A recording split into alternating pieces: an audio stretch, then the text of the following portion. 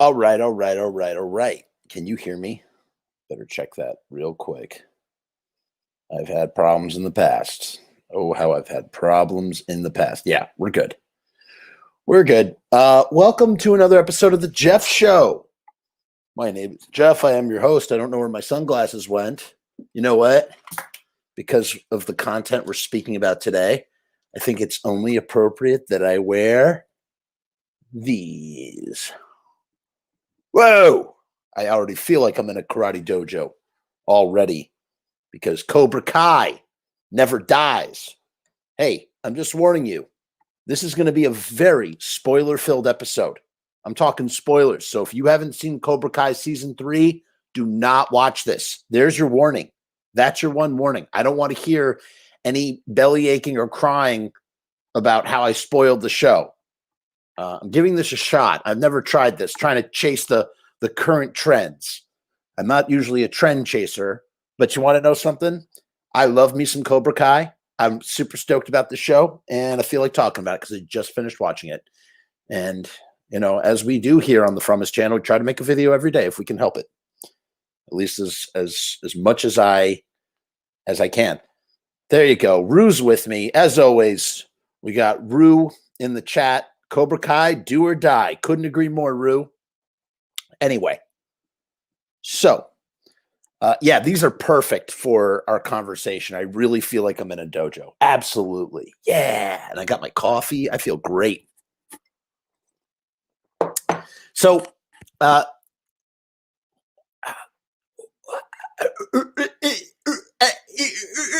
let's start with what I wrote. You know, I like to review shows on my Facebook page. Let me start with what I wrote there. Okay. Let's start there. Because I think that best sums it up, and then I can riff on that. So this is what I wrote. I just finished season 3, episode 10, and I was absolutely blown away. Couldn't have finished stronger or with more satisfaction. You know, I'm all for cliffhangers, but the downside to a cliffhanger ending is you gotta wait a whole year to find out the answer, and sometimes the answer is not very satisfactory. I think that I'm in a new camp or in the reverse camp where give me some sort of closure at the ending of the season. Don't just tickle my toes and run out the door. Don't just tickle my toes and run out the door.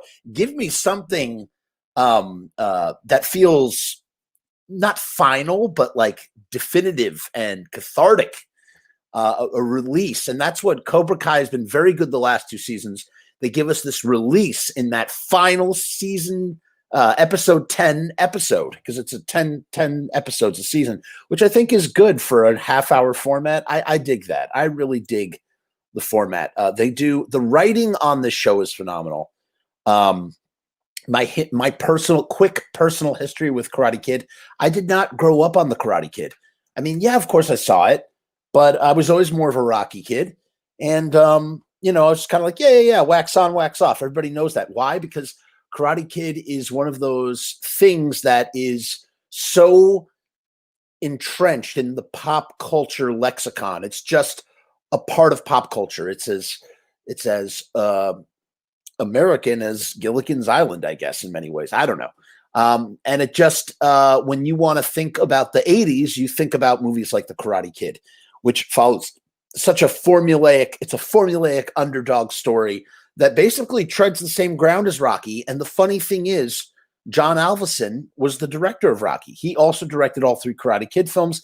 And then when he finished the last Karate Kid film, part 3, the stinker, real clunker of a film, he went on to make another clunker. He did Rocky 5, which was also a clunker.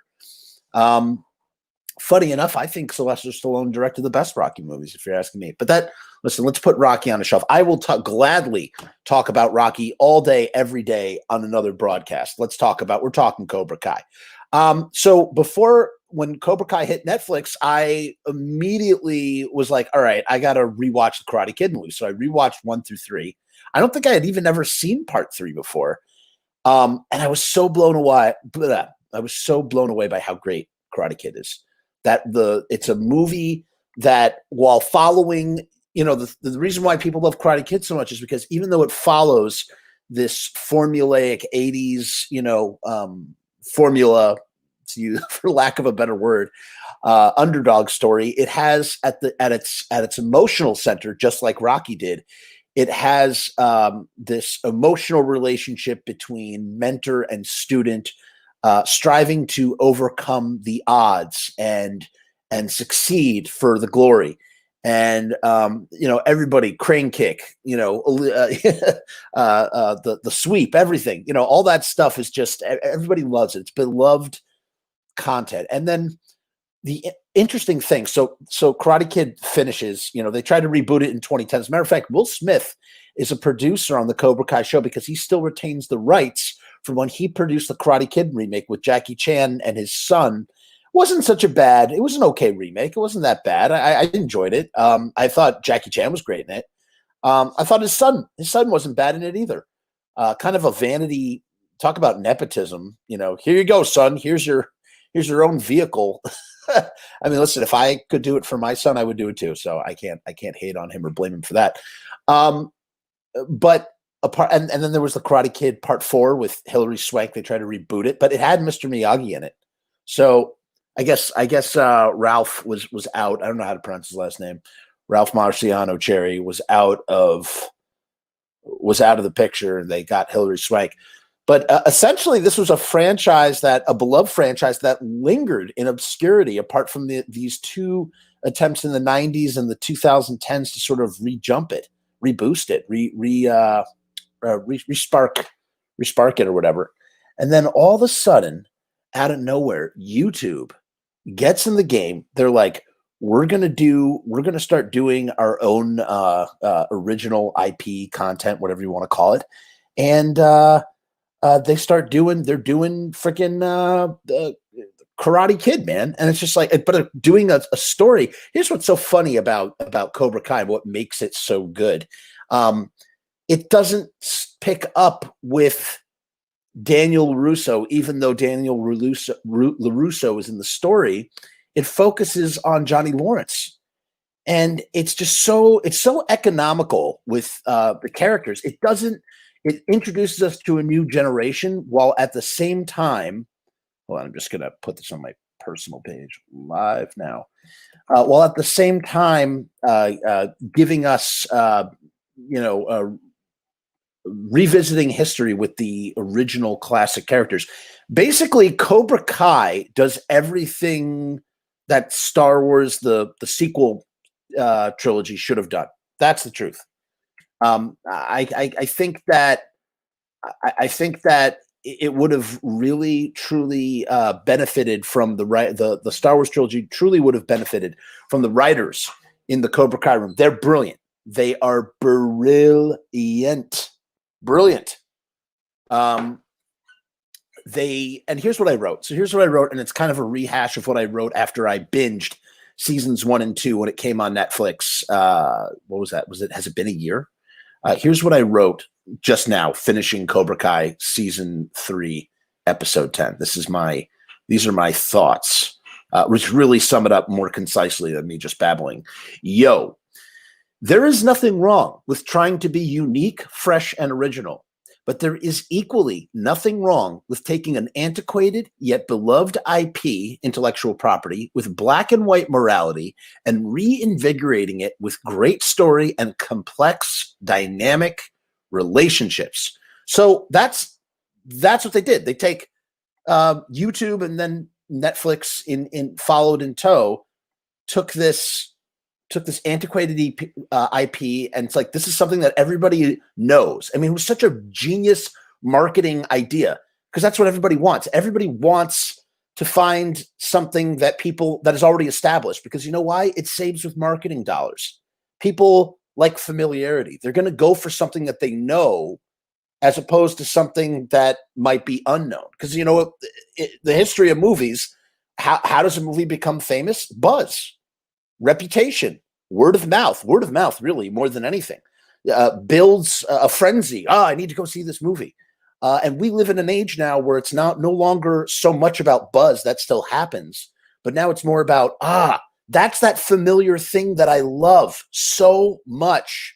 And they're redoing it, and I'm curious to see where they go with it. So it's like the marketing, they're already starting at a higher level and they don't have to spend as much on marketing because they're resurrecting something that is, as I said, entrenched so deeply in the pop culture lexicon that anybody who with a working knowledge of pop culture is going to know the term Karate Kid or who the Karate Kid is.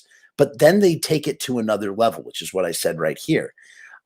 They bring in this writing team and sort of really create these character dynamics that just sort of make everything more complex, and not complex in the sense of like, it's not that it's complicated, because it's not. Everything that happens is fairly simple, but it's just like they create so many layers by like so many conflict of interests.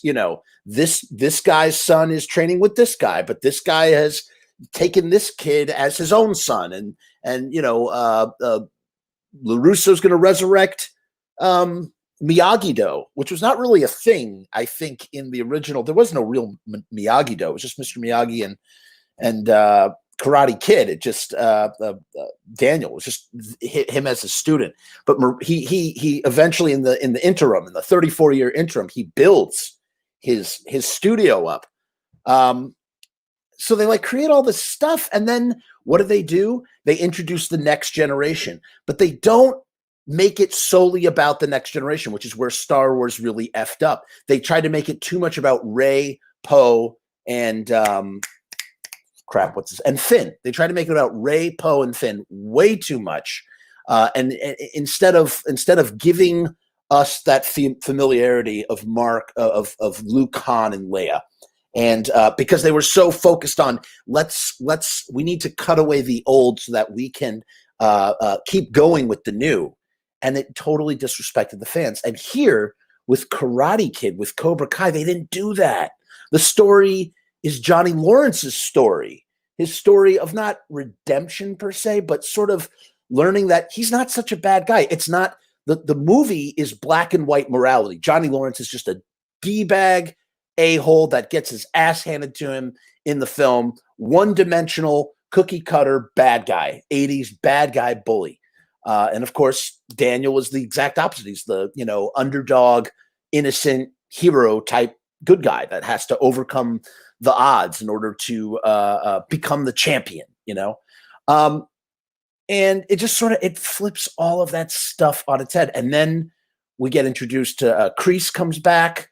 It just works. They start off with the kids that some of the kids are good, are just nerdy, like Hawk. Hawk is a great character. I love this idea of this nerdy kid with this hair lip who's very insecure about his looks, who sort of reinvents himself in a positive way, but then the persona overtakes him, and he becomes this he becomes the thing that he hated so much.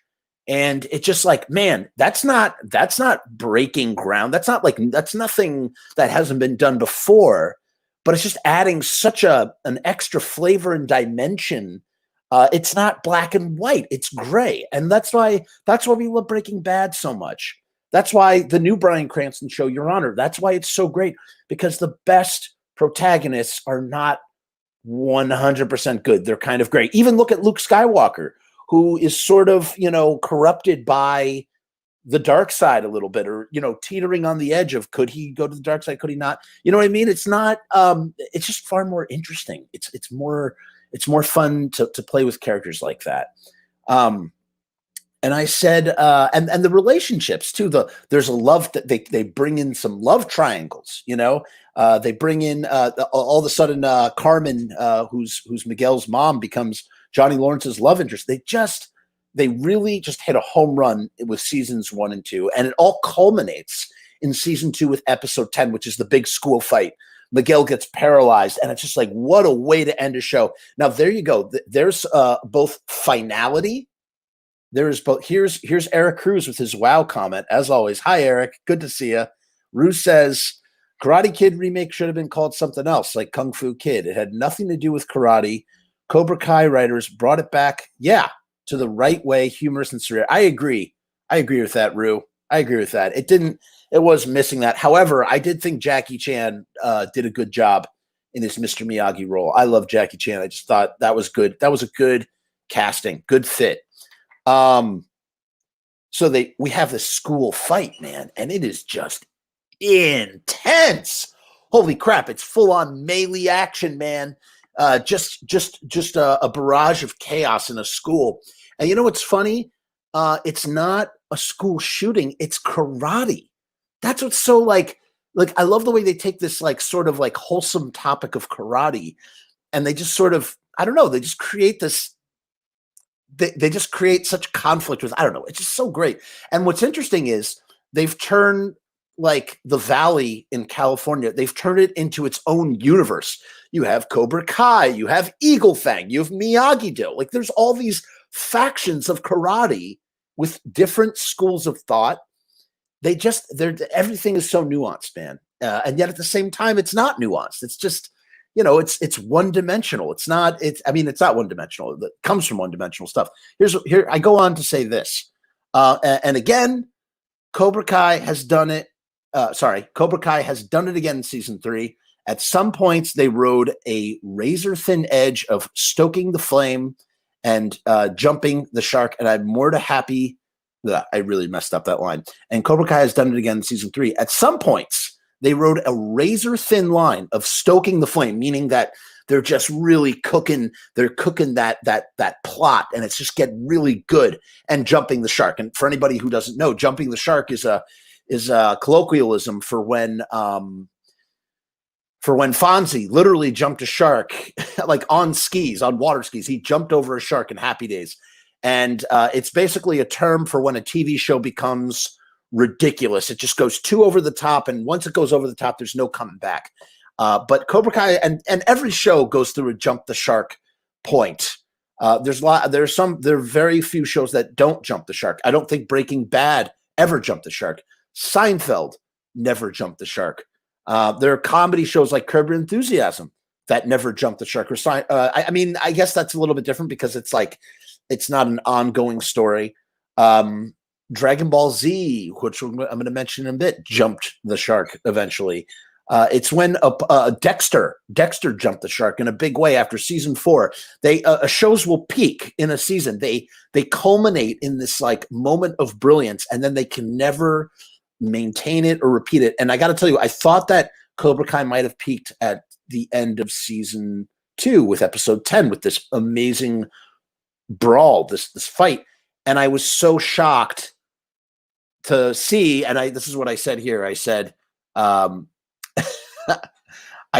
season 3, episode 10 did a phenomenal job of telling season 2, episode 10. So the season finale of episode 3 told the season finale of episode 2, hold my beer, as in like, oh, you think that was great? You think a school fight is great? Well, wait, let me just show you what we got coming. And boy, did they show us. Wowza.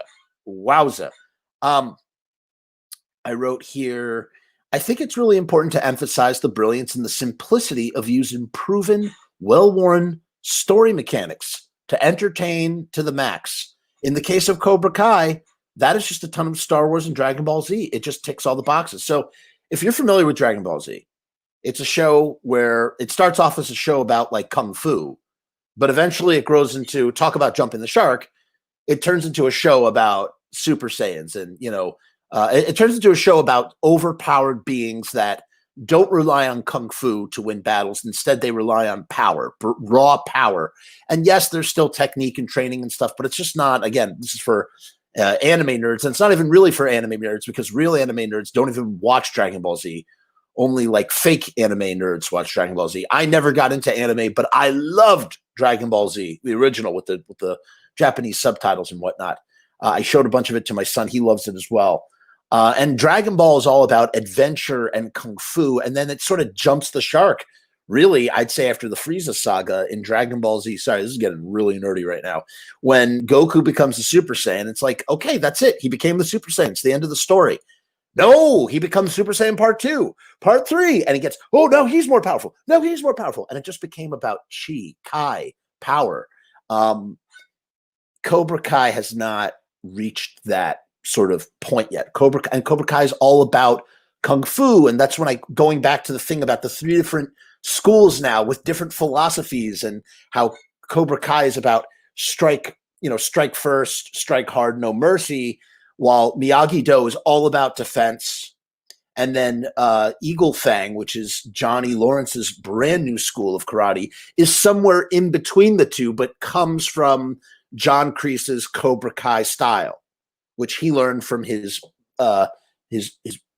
asshole friggin' sergeant in Vietnam, who really screwed him over in a big bad way, if you ask me. And they show us that origin story. I'll talk about that in a minute. That was phenomenal. And then in terms of Star Wars, so to finish the karate, it's like the other thing about sorry, not karate, Dragon Ball Z. The other thing that really that Cobra Kai takes from Dragon Ball Z and just does it so well is the rivalry. The Goku Vegeta rivalry is sort of redone here with Johnny Lawrence and Daniel LaRusso. You got Daniel LaRusso is obviously the Goku character, and Johnny Lawrence is the Vegeta character, who started off. Vegeta starts off as a bad guy in the Dragon Ball Z show, and eventually kind of has a redemption, and then kind of becomes like an anti-hero. He's the hero. Him and Goku start teaming up and become even more powerful. But there's always this rivalry dynamic between the two of them, and it adds layers of conflict to the show. So not only is there the conflict between John Reese's Cobra Kai and Miyagi-Do, there's also this additional ongoing rivalry that sometimes gets amped up to the max, where Johnny Lawrence and Daniel LaRusso are literally fighting each other, like it happened in the first episode of season 3. And then there are other times where it's very soft and playful, and they're actually enjoying a meal together and having a good time, and still sort of butting heads, but in a very friendly way. And it's playful. And that's the rivalry that I like the best. That's the fun part of the rivalry. But there's always like this rivalry. And, obviously the final episode, it's like, where can you take the show now? The final episode of season 3, they finally go there. They've been teasing it, sort of trickling it out, that Johnny Lawrence and Daniel LaRusso have to team up in order to take down John Kreese's Cobra Kai. It's the only way.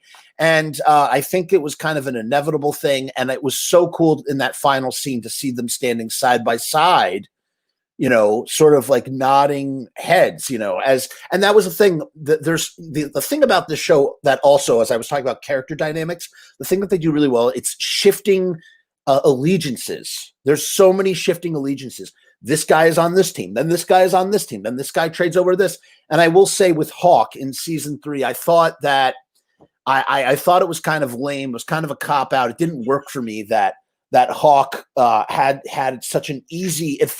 The redemption felt too easy, where he saves Dimitri from getting kicked in the face after Hawk breaks his arm in a few episodes before. It's just too much, man. I thought Hawk was a great bad guy. Starts off from sort of like a tragic character with pathos. He wants to be this persona. The persona takes him over, and he's no longer the sweet nerdy kid that he used to be, who was bullied, and he's now become the thing that he hates. It's just, again, none of this stuff has all existed for so many years since the dawn of storytelling. This is what I mean by simplicity can be brilliance through simplicity. They're just doing simplistic, brilliant things. And another thing that mirrors what I just said is Darth Vader, Star Wars, man. This is all Star Wars. There's so much Star Wars going on.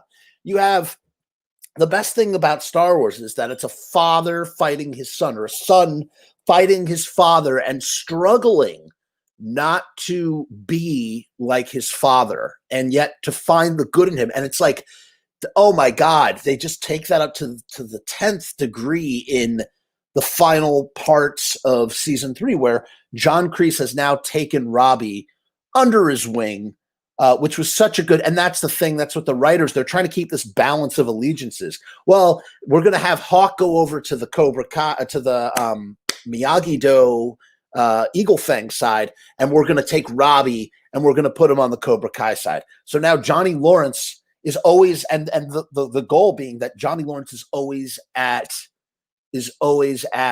in some sort of conflict with his son. They always are on opposite sides of allegiance, and it just adds to conflict. It creates conflict, and it's awesome. And the way that they've used John Kreese, it's been a lot of character economy. They created some new characters, but they have not made it about new characters. They were able to dig up all these dinosaurs.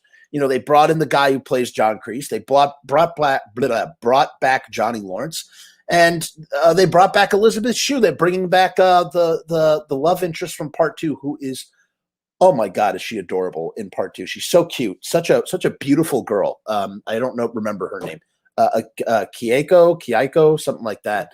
And they brought back Chosen, who's a great secondary villain after Johnny Lawrence. And I love the way, and that's what's so beautiful. It's like, it's not even just a show about rivalry, but it's also about like forgiveness and like coming together and sort of like putting differences aside and whatnot. The final thing I said here is it just ticks all of the boxes, and yet at the same time, it feels fresh and new because the writers have done such a great job in fleshing out backstory and turning one-dimensional archetypal characters from an 80s underdog story from the guy who gave you Rocky and shaded them in 3 dimensions, giving us wonderful, deeper understanding as to why they are the way they are. And really that's a spoiler-free appraisal that's really aimed at John Kreese, because John Kreese is supposed to be one-dimensional bad guy, and we've pretty much only seen that one dimension in Cobra Kai. He is a snake. He's a personification of the Cobra in the Cobra Kai mantle, and he just really, truly just embodies it so well. He chews the scenery as the bully, and I love that he always keeps his hands tucked in his belt, just like he did in the first Karate Kid movie. That was the best part about revisiting the Karate Kid movies, because when you revisit them and then you watch Cobra Kai, you're additionally rewarded by all of the Easter eggs and nods and the little references. They really take so much care to reference so much stuff in the movies, from the movies, and in a non gimmicky. There's nothing gimmicky about it. It's just you know what it says? It says, "Hey, I care about this stuff." And so you have John Kreese, and could you imagine that John Kreese even has parents? Like, he just seems like he was born out of a Cobra egg. You know what I mean? And here we are getting this backstory. He was bullied, and then he joins the army, and then his army sergeant teaches him how to fight the Cobra Kai style, essentially, or a style that he would turn into Cobra Kai, and then he has to fight his sergeant, and he ends up killing him, and the sergeant falls in a pit of snakes. I mean, it's the perfect villain story, and it helps you to understand. It shows you the motivation and the understanding for everything that John Kreese does in the show, and where even in John Kreese. And this is true about the best bad guys. John Kreese is the best bad guys. Sorry, I lost my place. The best bad guys don't think that they're bad guys. And John Kreese does not think he's a bad guy.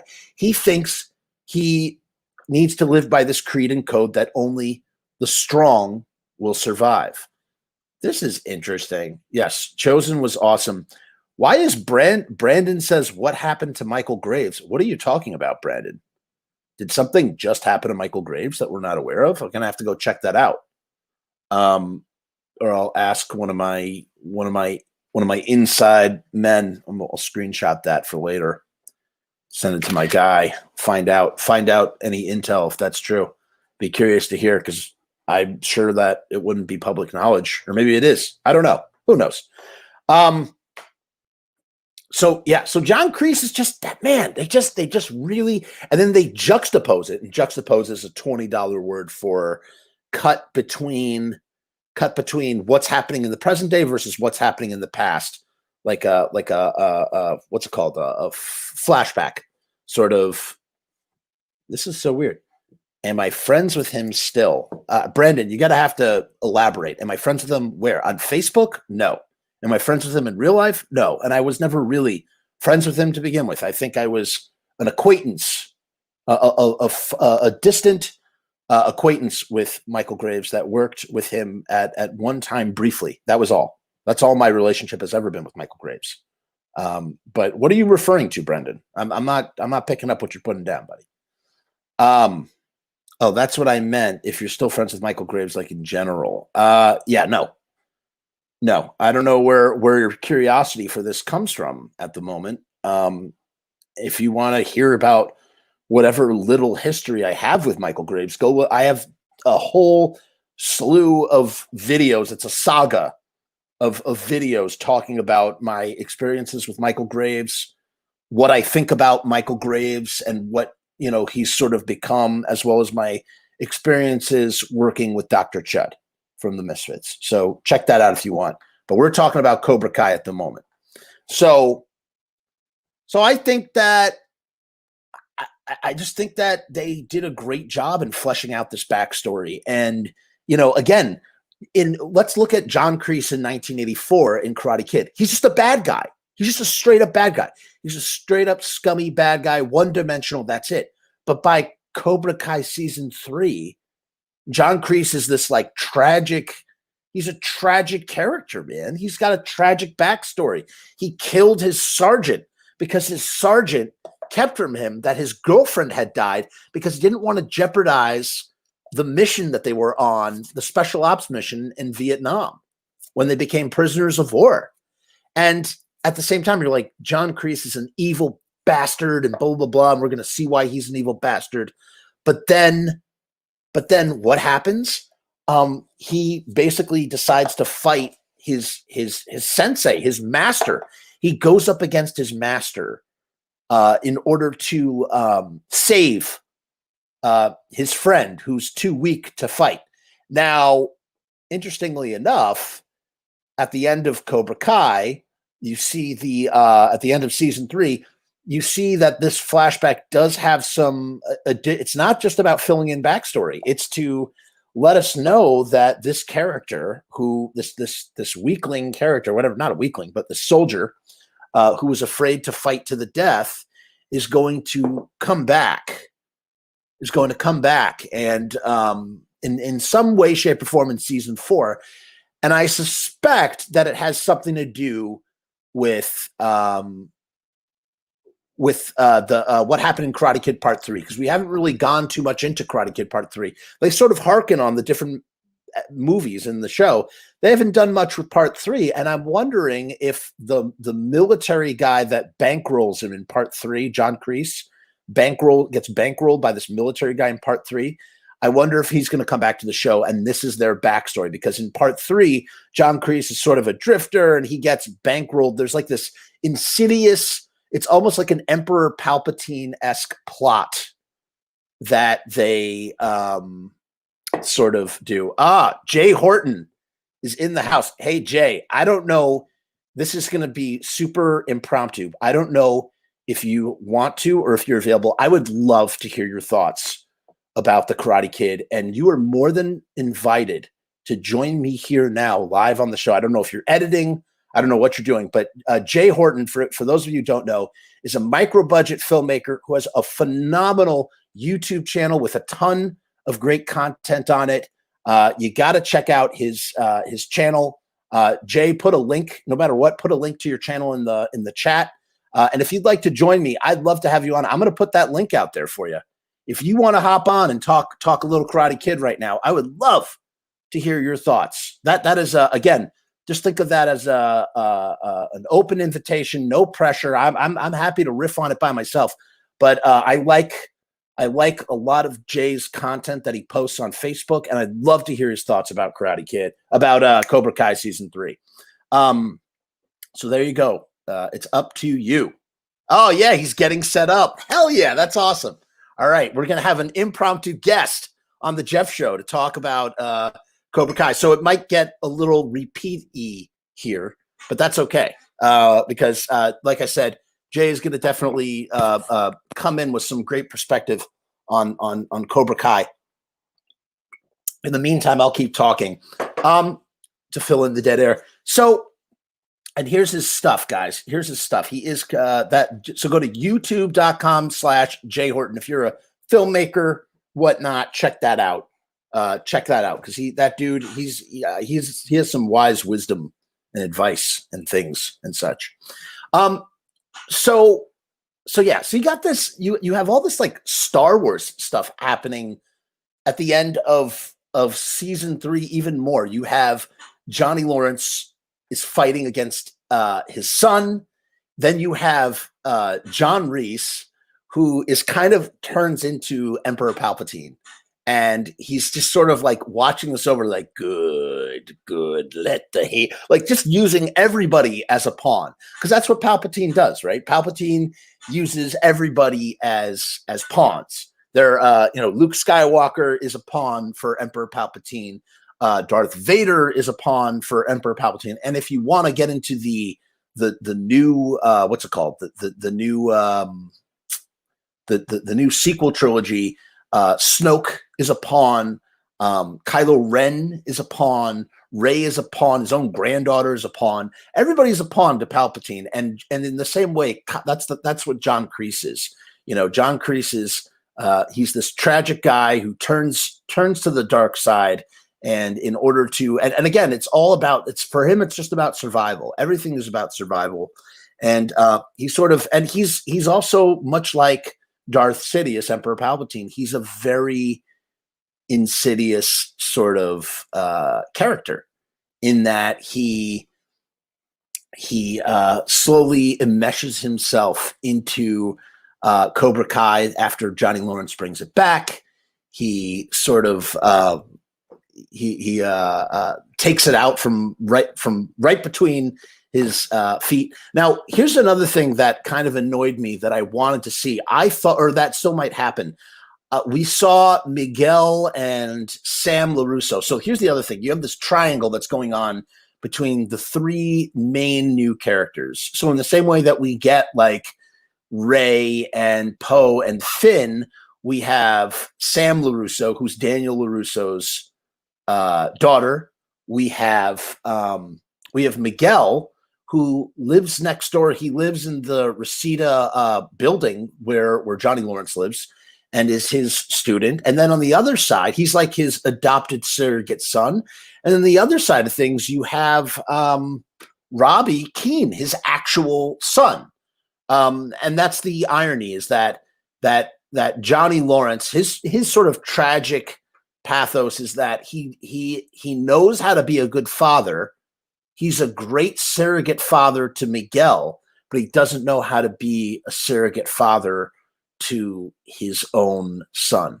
And again, it's just like, this is not rocket science. This is super simple storytelling that just works really, really well. It's the same thing as Peter Parker and Spider-Man has a very sort of simple dynamic. You know what Peter Parker and Spider-Man is? Very simple. Ready?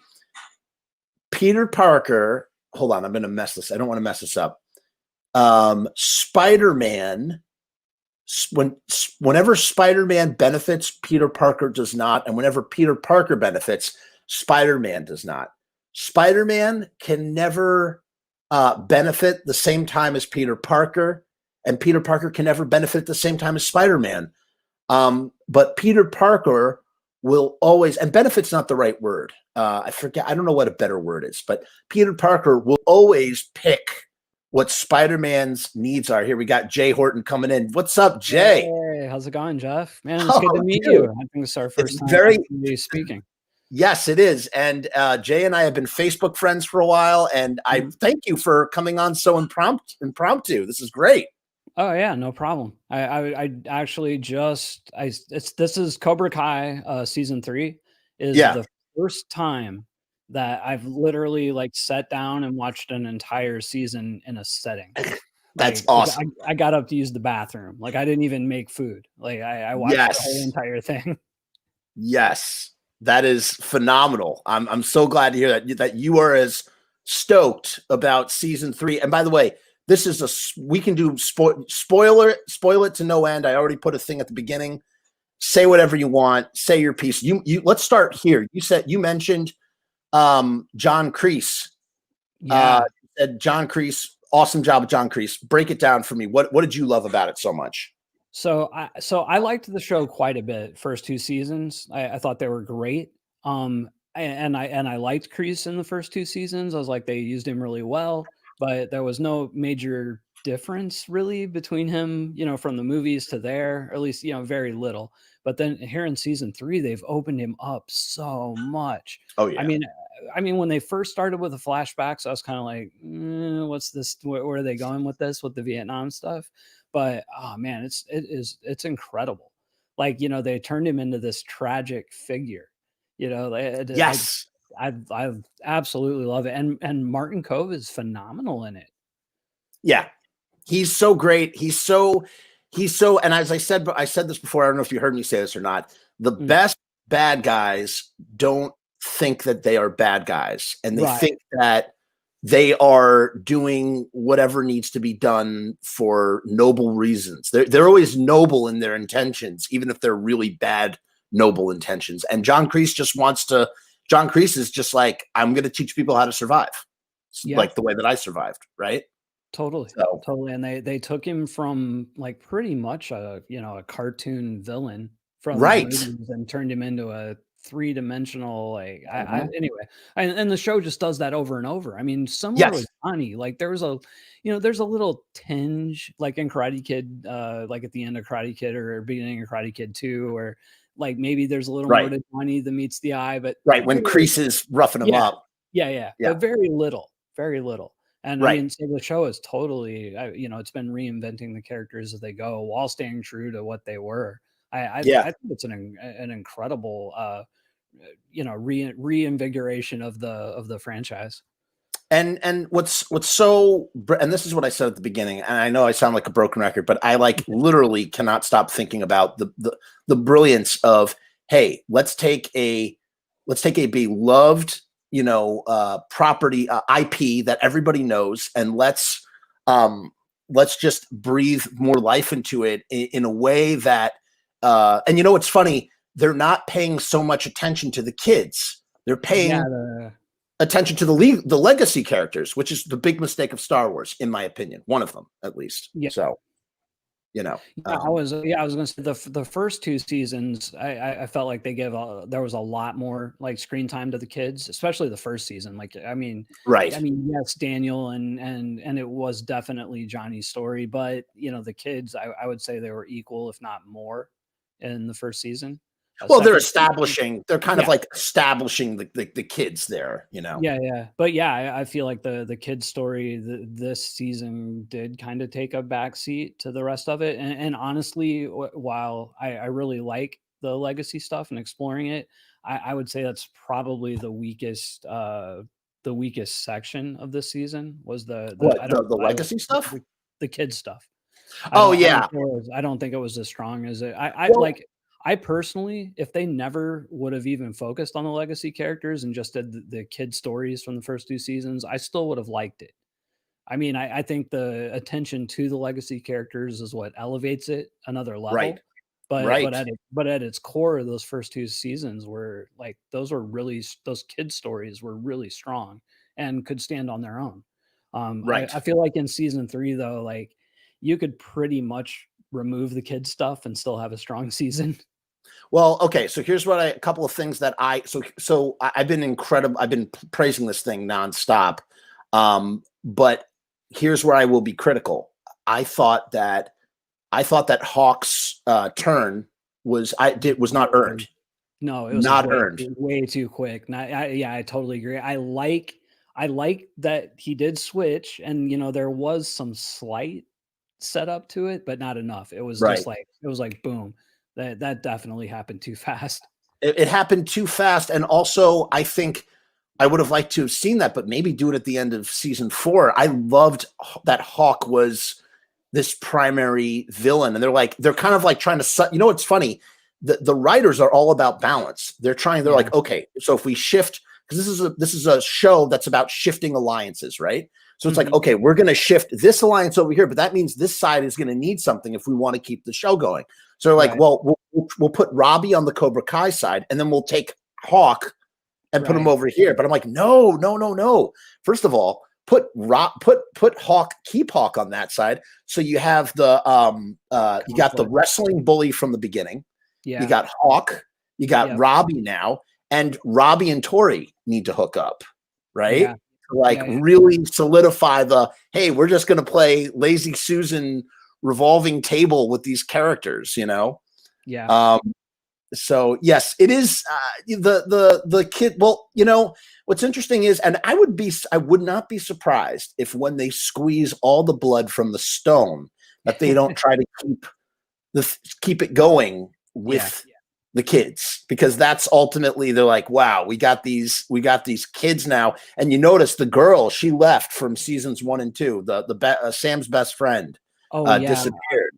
I forget her name, but yeah. I saw a couple of think pieces on that. Really? I didn't read them though, so I can't give you the theory, but I was going to. Yeah, I was curious about that because she seemed like a major character. I wonder if it was like behind the scenes stuff or if it's a story. Now, did you feel the way that I felt? I mean, I know obviously you must have felt like what everybody felt about season 2, episode 10, when that school brawl was just unbelievable. That was so well done. Like that was so well, especially for a show at that level. I mean, you know, Cobra Kai is a relatively low budget show. Right. I thought they pulled it off excellent. I mean, it reminded me a lot of some of the fight stuff in, like, say, Daredevil. Like, I'd say it's not quite that level, but it's really close. And this is with kids. Worked better. Yeah. Oh, yeah. And it was done with kids, no less. Yeah. So it's like, you know, and again, I loved the way that it was a cliffhanger, but it also had some, not finality, because you knew it's not over, but like there was like this definitive thing that happened at the end of season 2 where Miguel breaks his back. It's the culmination of the consequences of everything that had been boiling up until that point. And I'm just like, how on earth could season 3 possibly top this? And I think that they're either going to jump the shark, or it's just not, the show is peaked. The show will have peaked in season 2, much like. Did you watch Dexter? Guy? Yeah. Okay. Dexter season 2. That was it. Oh, really? I mean, I've seen them all.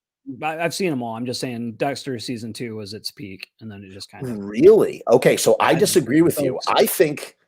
What about season 4? Season 4 is good. I don't think it's as good as season 2. I think the rivalry. I think the rivalry with Dokes was. The Dokes was great, and there was a real danger in season, like, late in season 1, season 2, and some in season 3 that the sister was gonna, you know, find out and, like, come after him as well, like join the manhunt. Right. Like, there was a real palpable sense of tension there, which I don't think the latter seasons got. And honestly, I don't remember. The only thing I really remember about 4 now is John Lithgow and really liking him. Yeah, dude. But he was the rival. He was the perfect. But that was the thing. Like, I felt like obviously the first season, his own brother was a great, like, you know, rival, or whatever you want to call him. You know, villain, whatever you want to, arch nemesis, bad guy, antagonist. Was a great antagonist. John Lithgow, and I haven't seen season 4 in 10 years, so I really, you know, a lot of it is fuzzy. But I haven't seen any of it since it was first on. So yeah, I might feel totally different now, but I know watching it, I was much more engaged in those first 2 seasons. Gotcha. Well, my whole point though is that, for me, at least, I'll speak for myself. Sure. The show then went on for another 5 seasons, and just was like, it was just like, pew, like just complete downhill. Yeah. Culminating in probably the worst season finale ever, or one of them. But one of them. Definitely fucking awful. Did you watch Game of Thrones? Yes. Yeah. I would say, this is what I'll say about Game of Thrones. I don't think it's the same kind of bad as the Dexter season finale. I think what makes the Game of Thrones thing so disappointing is the show was so good prior to that season.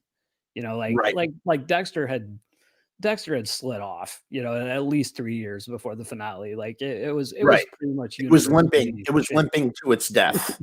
yeah, it was universally shitty, you know, in those last couple of seasons. But like Game of Thrones, up until the last season, and some of the You're episodes in right. the last seasons weren't awful, Oh but yeah. that finale, yeah, That well, I mean the I've but the reason mellowed on it a little bit over time. I was really upset at first. Now I'm kind of I've let it go. well, I mean two things. One, first of all, I think possibly the best episode of Game of Thrones might have been in the final season, which was the right before the big fight, the big fight against the dead. Yeah, that was really cool. That has to be one of the best episodes in the whole show. I mean, yeah, it's definitely one of the best staged. yeah, and it's just like, and nothing, it's not an action-packed episode. It's just so, you know what it is? It's just the payoff of a ton of story and character work that you just go, oh, he's here and she's here, or both. Like it just, you feel such a culmination. And even in the final episode, when you see the Battle of the Bastards, we didn't get everything that we wanted, but like just seeing the Battle of the Bastards was such an excellent finale to that one sort of inkling. So there were some things, I don't know. Yeah, we'll see like, what they like do. I said, you know, the last season was extremely spotty, but you know, it Spotty still had, is a good and word. even in that finale, there are moments that are still really good. You know, it's Right. like the show, like Game of Thrones was never like just awful. You know, like Right. beginning to an episode. I would say Dexter was pretty much awful after, I don't know, season 6. I Oh, honestly, it was I don't painful even it was remember. painful. How many It was seasons painful did to it go? watch. Was it I think it went 7 or 8. 7 or 8? Yeah, I don't even remember. Yeah. And then he had the girlfriend and just Yeah. it just got worse and worse and worse. And then, you know, my fear for Cobra Kai was like the whole time I was watching season 3, I'm thoroughly enjoying it, but I'm also going, oh my God, this is any second this thing could jump the shark, or where are they going to go with this? Where's this leading to? And what do? They pay everything off in season 3, episode 10, going back to season 2, episode 10. It goes, hey, hold my beer, and then goes ahead and just everything. We get the fight. And what is it about this show that it's like, it's so corny? Yeah. It's so corny, but you're so invested. It's earnest. You know, I mean, yeah, it is corny, but it's earnest. Like, and it's so, you know, not to get like in a filmmaker talk here, but it's so much easier to be, you know, nihilistic or be, you know, like I believe in nothing. I'm going to be, you know, dark or negative, than to put your heart on your sleeve and do something like heartfelt. That's much harder. Yeah. And I think they do an excellent job in Cobra Kai with that, like riding that fine line. I guess my big worry for it for the future now is, like you said, I think in this season there are moments with like some of the callbacks where they're skirting really close to jumping the shark. You know, like it's very. I loved the Okinawa stuff. Don't get me wrong. That was great. But conceptually, and you know, just as far as, you know, like writing out of structures, it was totally just going straight to the right for no reason. Totally shoehorned in. It was like, we're going to send him to Japan just so he can go to Okinawa, just so he can fight with Chosen again and meet oh God, I forgot her name. The girlfriend from part 2. Right. But and so the cynic in me sitting here watching that, like, oh, don't do it. And then I'm sitting there by 5 minutes into it, and I'm just glued to the screen, and I'm getting, because it's charming. I'm like, you're charmed. It fucking works. It's charming and Chosen, the way that they, first of all, the other thing that really works about the show is the integrity of not recasting any of the people. There's this integrity of like, look, if we're doing this, we are going to bring everybody back, and it has to be that person. Like who John Kreese, just out of nowhere, John Kreese is suddenly back, and it's like the guy, and you're like, oh my God, this is just so. And the same thing with Chosen, because you're just like, and his character, you're like, well, okay, what's Chosen about all these years later? What's he about? And he's like this kind of like, he's become, I don't know what the word is. He's become he's softened. He's softened. He's I don't know. He's just really, he's changed in the most wonderful way. And that was a beautiful callback moment that played for the emotional feels of nostalgia, where he's got him and he just goes honk. Yeah. Oh, I've been waiting to do that. They could have. I thought when he was coming on, they're gonna go one or two ways. He's gonna be a fucking sweetheart, or he's Right. gonna be like, total like villainous, but they cut it right down the middle. Like, Yeah. he's not a total sweetheart, but he's not Mhm. the villain he was. He has grown and changed, and He ultimately, has honor. That's the honor. thing. Yeah. He didn't have honor in Karate Kid Part 2. And Mhm. and again, it's like, as you said, shoehorned in this element, but it's like the writers had enough care to go, okay, what's the one thing that Chosen needs in order to work 34 years later? He needs to have developed a sense of Yeah. honor. It's like the character's arc being completed like 30 Yes. years later. Yes. And we don't It's ever really have to cool. see him again. I don't ever Yeah. have to see Chosen No. again. Good. No. Great. Chosen has been closed. Same thing with bringing Allie back, which again was, I'm glad they did it, but it wasn't necessary for the show. Like, we didn't need that. Yeah, if you wanna actually, like, look out at, plot connections, you could remove that entire subplot, and it wouldn't affect the plot of the season at all. Right, right. Rue says that Chosen redeemed himself and restored his honor. Exactly, Rue. Absolutely. Yeah, Right, right. absolutely. Yeah, it could have And been. It could have. I love that. Sorry, One go ahead. thing I wanted to say too is I really love that actor. I forget his name, but I followed him like through the 90s. He did a lot of supporting stuff, especially in Albert Pune movies. So Hmm. he's in Brain Smasher and Wait, um Brain Smasher, a love story. yeah. He's in Mean Oh, Guns. He's in yes, yes. He a plays in bunch of the those in the things. in the in the gang. He's in the Yeah, gang. he's him and Tom Matthews are like the two like kind of comic relief, like fast talking, like Tarantino-y Wait, Tom men. Matthews is in Brain Smasher, a love story? No, in Mean Guns. Sorry. Oh, Mean Guns, Mean Guns. Mean Okay, I Guns. was Yeah, gonna I got say. the 2. Yeah. Yeah, I was about to say what that would Yeah, you would have blown my mind he with that. plays the lead, not Tom Matthews, but the Chosen plays the Right. lead ninja in Brain Smasher, and he plays a hitman in Mean Guns who's partnered with Tom Matthews. Gotcha. Yeah. Gotcha. Yeah, Anyway, I really like him. he was great. He Yeah. was great. And then and just I think we're gonna wrap this up in a few minutes. Um uh but to culminate, what I really want to unpack here, and Mhm. not just season 4, but also like what really what I felt renewed the show, or I should say the reprieve for this show to have any sort of longevity after the culmination of season 3 is a shifting Robbie Keane over to Cobra Kai, Yeah, right? that was interesting. I mean, that was straight up out of Star Wars. Like, Yeah. that whole thing in the Cobra Kai dojo, I was like, this is pure Darth. This is Darth Vader, Luke Skywalker, and Palpatine, just I all didn't even going think at of it like that, but that's totally dude. true. Yeah. Dude, John Kreese's Palpatine, man. He's Yeah. straight up like, he's like, strike him down. Like, it's just so insane, dude. And Yeah. then And then what do they do? Like, how does it get crazier? How could it possibly get any crazier? Daniel LaRusso shows up, and then Mhm. it just took it to the. And then obviously, here's the thing: I heard that they have it plotted out all the way to season 6. However, I think they really set it up. They're like, okay, look, so now the All Valley tournament is back on, and now it's about competing, and whoever loses is going to leave town. I don't think we need, as much as I love Cobra Kai, I think the show is going to, anything more than whatever is going to happen in next season will be jumping the shark. I don't see how they can keep this going, truthfully. Yeah, I don't either. I mean, I don't you don't have enough movies anyway to keep doing the callbacks. I mean, this Right, season was really thick with them, and, right. I could see getting maybe one more season out of that because, they haven't touched on 3 a whole lot yet, And he but makes the phone call. He makes the yeah, phone call. yeah, So yeah. my theory is it's the guy from part 3 is going to finally come out of the woodwork. Oh, So the guy that was, like, funding him? the guy that was his bankrolling him is the Right, guy. in 3. Yeah, man, I need to go back and watch 3 because I don't remember a whole lot about it. See, I rewatched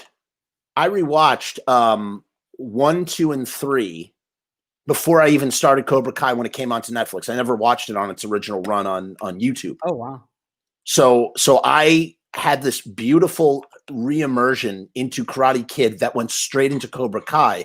And I have to tell you, it was a most enjoyable, because I was never a Karate Kid growing up, really. I was like, yeah, Karate Kid, whatever, like I was more of a Rocky guy. So Yeah, gotcha. for me, and it's funny because I don't know if you realize this, John Alvison directs Yeah, Karate Kid Karate 1, 2, Kid and and 3. Rocky. Yeah. So weird. And then he did part 5 after he did Karate Kid 3, which is just like back-to-back clunkers, man. Like, so funny. His last film, sad to say, is a Van Damme movie called Desert Heat. I only know that because I did a Van Damme podcast a little ways back, and we talked about that. You really know your genre. You really know your genre stuff, like throwing out Brain Smasher Love Story. I'm kind of impressed. Well, I mean, from like 1985 to about 2000, I'm probably one of the more knowledgeable people, but like after that, my knowledge gets real. Like I couldn't even name 10 horror movies from 2020. Okay, but still, I think that's pretty. I was just impressed with that throwback. I know that so well because I'm sort of obsessed with Trimark movies and Vidmark movies. I just love all that stuff, and I love I'd always see the coming attraction for Brain Smasher Love Story, and then I finally got to see it, and just with Terry Hatcher. Terry Hatcher's in that, and just Cyborg 2 is another one that's just really with Angelina Jolie. So bad that it's good sort of situation, which is actually a sequel to the Jean-Claude Van Damme Cyborg 1 movie that a lot of people, and they have like a weird flashback with him for 2 seconds. I don't remember the second one a ton. I like the lead of it. Elias, Cody? Yes. He's a fucking awesome actor, man. He's in a lot of stuff, and he's really, really great. He plays Cash in the movie. But to wrap this up, so where is season 4 going to go? They're going to do the tournament probably. They've teamed up now. How did you feel about that final scene where they're all standing in Miyagi-Do and the whatchamacallit comes on, the song I Can Feel It in the Air Tonight, I think. Yeah, it was a good, that was cool. I actually liked that version of the song too. No, I liked it. My only complaint with finale of season 3 is, as opposed to the other two, it didn't have the sense. It was very cliffhanger. Not that the second one wasn't, but this one even more so. Like it just felt like half a season as opposed to a full season to me. It did not. Yeah, it was sort of. I will say this. You felt like you were culminating towards something in season 2. In season 3, you get to episode 7, you're like, where's this going? Right. Like, I just don't know where is this going. The passage of time is really wonky too, because what's his face breaks his arm. And it heals. Miguel starts walking again. I mean, it's just like all these things happen, and then everything really. I mean, you really could have had like everything that happens in the last 3 episodes really be the meat of the season. It was very enjoyable. It was still very good. I mean, it sounds like it's a minor nitpick. Like I really enjoyed the season. Like I said, I watched it. I never got up. I think season 2 took me a couple of days first time I watched it. There you go. But I'm curious.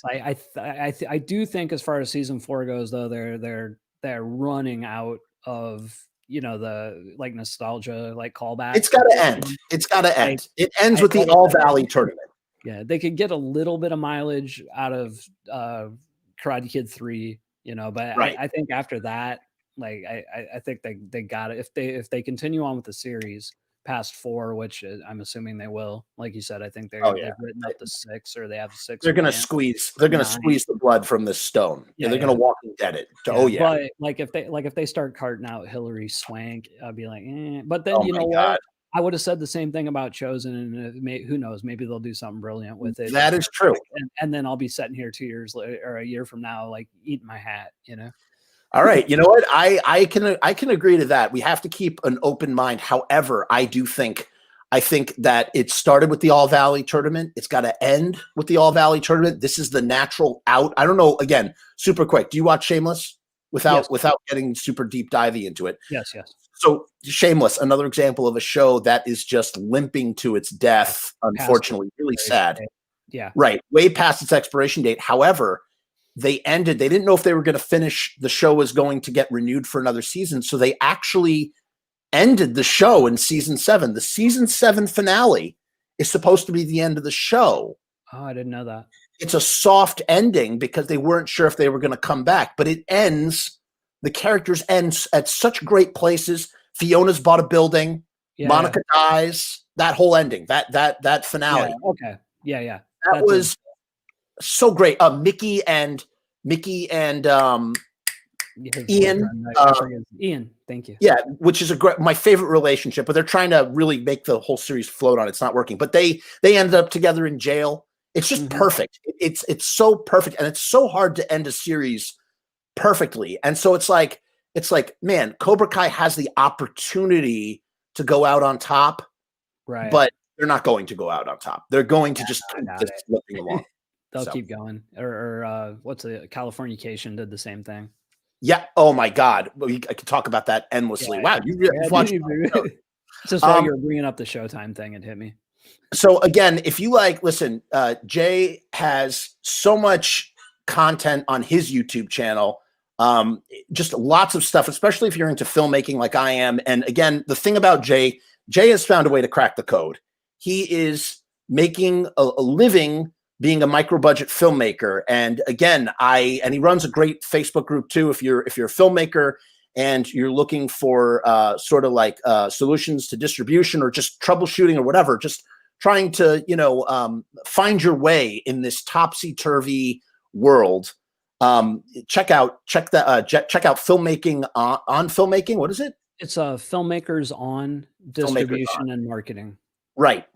So the combination. So Jay's crushing it, and then also he's just makes tons and tons and tons of movies. So thanks for coming on, Jay. Thanks for having me, man. That's fun. Yeah, dude. Well, I'll talk to you in a minute. Let me just end this real quick. Great. Okay. Thank you so much. We'll see you possibly tomorrow for another episode of the Jeff Show. Peace and hair grease.